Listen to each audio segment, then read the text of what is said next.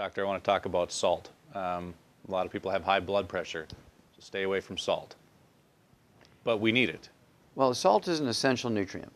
Sodium and chloride. You cannot have nerve impulses without sodium chloride.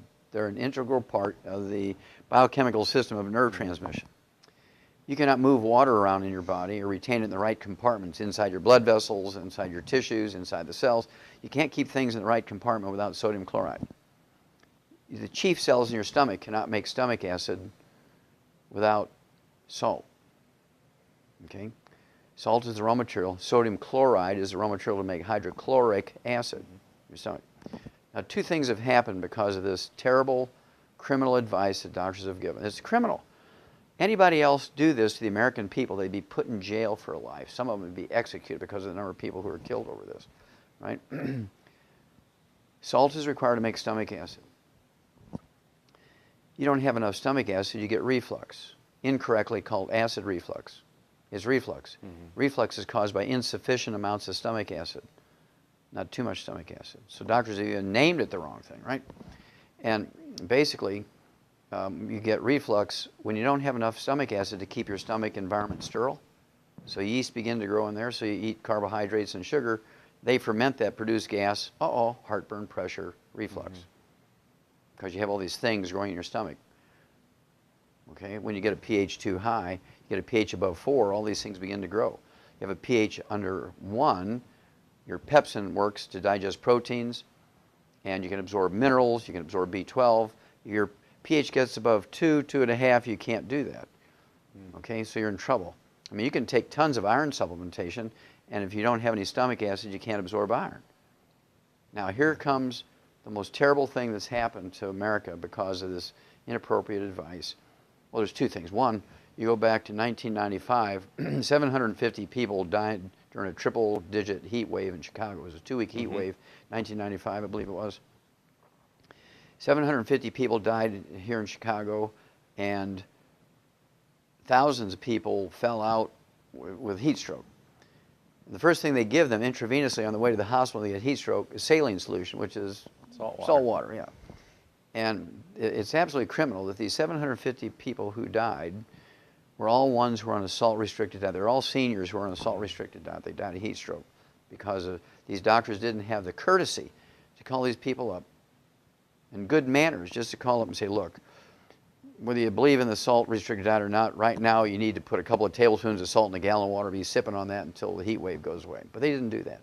And so all those people who died of heat stroke who were under the care of doctors who were on a restricted salt diet, those doctors should be put in jail, okay, for almost like the same thing as vehicular homicide, the same type of thing as manslaughter, right, type of thing.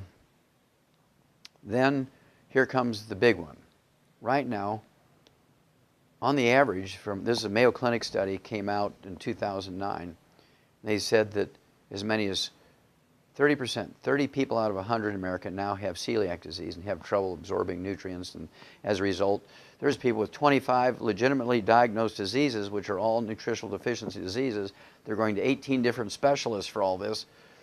And they're paying, tens of thousands of dollars a day to deal with this, and it's simply a gluten intolerance, and their intestines are damaged, they can't absorb nutrients.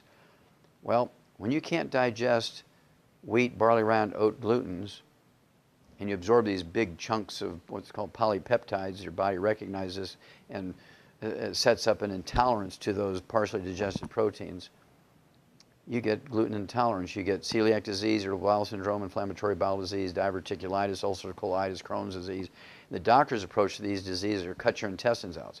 I can't understand how you have a malabsorption problem, they want to cut your intestines out. That's really dumb. But at any rate, because they have you on a salt-restricted diet, you cannot make stomach acid, so your pepsin won't work, and you cannot digest proteins, including the protein of wheat, barley, round, oats. Now, again, there's a big research project come out in 2009 that said, it used to be people got celiac disease when they were kids. And if you recognize it, you can save them from all these terrible diseases because you can get them off of gluten and they'd be fine. Well, now people who could eat gluten with impunity. They were really big on eating wheat, barley, rye, and oats, no problems. And suddenly now at age 50 or 60, they become gluten intolerant.